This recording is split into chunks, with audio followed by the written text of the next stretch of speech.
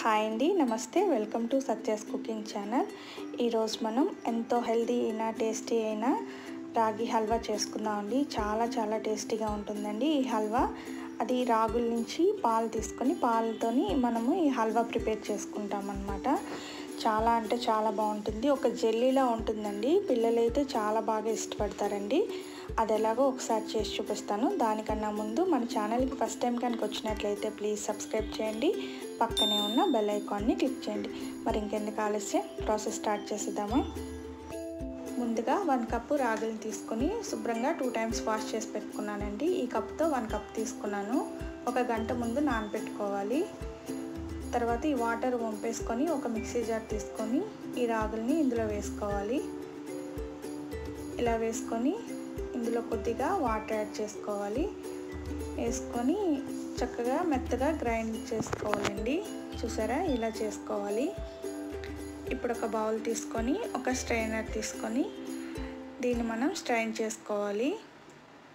ఇలా స్ట్రైన్ చేసుకోవడం వల్ల కిందకి ఈ రాగి మిల్క్ అనేది దిగిపోతుంది. ఇలా స్పూన్తో కలుపుకుంటూ స్ట్రైన్ చేసుకుంటే చక్కగా మిల్క్ అనేది కిందకు వచ్చేస్తుంది. ఇలా ప్రెస్ చేసుకుంటూ మనం స్ట్రైన్ చేసుకోవాలి.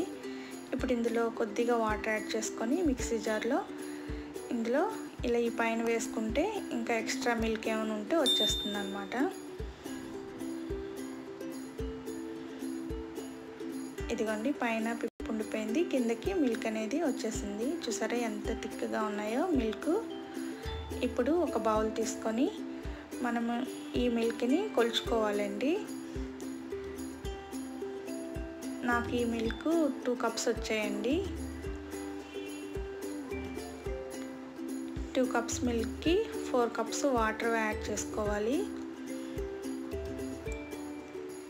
అప్పుడే మనకి కరెక్ట్గా పర్ఫెక్ట్గా హల్వా అనేది వస్తుంది. ఇలా 4 కప్స్ వేసుకున్నాం కదా, ఒకసారి మిక్స్ చేసుకోవాలి. మిక్స్ చేసుకొని మూత పెట్టుకొని పక్కన పెట్టుకోవాలి. ఇప్పుడు మనం స్టవ్ మీద ప్యాన్ పెట్టుకొని ఒక 2 టేబుల్ స్పూన్ నెయ్యి వేసుకోవాలి. మనకి ఈ హల్వా రెడీ చేసుకోవడానికి 3/4 కప్పు నెయ్యి పడుతుందండి. ఇప్పుడు ఇందులో కొద్దిగా బాదం అలాగే జీడిపప్పుని ఇలా వేసుకొని ఫ్రై చేసుకుంటున్నానండి. ఇందులో నట్స్ చాలా బాగుంటాయి. ఇవి మధ్యలో తగిలి ఈ ఫ్రై అయిపోయినాయి కదండి, వీటిని పక్కన పెట్టుకోవాలి. ఇప్పుడు ఇదే ప్యాన్లో 1 కప్పు రాగులకి 1.5 కప్పు బెల్లం పడుతుంది. 1.5 కప్పు బెల్లం అయితే కరెక్ట్గా సరిపోతుంది. ఇప్పుడు ఇందులో 1/2 కప్పు వాటర్ వేసుకొని ఈ బెల్లం కరిగించుకోవాలి. ఇలా బెల్లం కరిగిపోయింది కదండి. ఇప్పుడు ఒక పొంగు వచ్చినంత వరకు మరిగించుకోవాలి మనం ఈ బెల్లాన్ని. ఇలా ఒక పొంగు వస్తే సరిపోతుందండి. ఇప్పుడు మనం ముందుగా రెడీ చేసి పెట్టుకున్నాం కదండి రాగి పాలను, వీటిని ఒకసారి స్పూన్తో ఇలా కలుపుకుంటూ ఇలా ఈ బెల్లం పాకంలో వేసేసుకోవాలండి.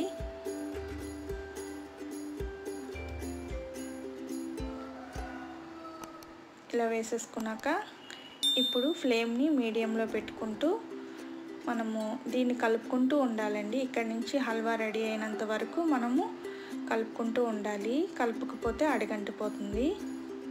ఇలా కొద్దిసేపటికి ఇలా రెడీ అవుతుందండి.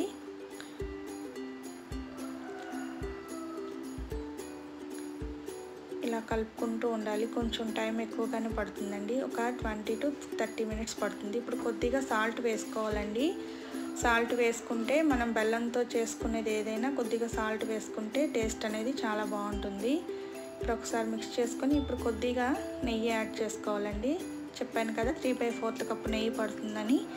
ఇది ఒకేసారి వేసుకోకుండా కొద్దిగా వేసుకుంటూ మనము మిక్స్ చేసుకుంటూ కలుపుకుంటూ చేసుకోవాలి.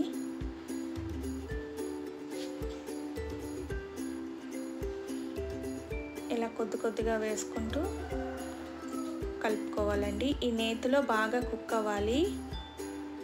అప్పుడే మనకి హల్వా అనేది టేస్ట్ చాలా బాగుంటుంది. ఒకేసారి వేయకుండా ఇలా కొద్దిగా వేసుకొని మిక్స్ చేసుకోవాలి. కలుపుకుంటూ ఉండాలండి. మీడియం టు హైలో పెట్టుకుంటూ కలుపుకుంటూ ఉండాలి.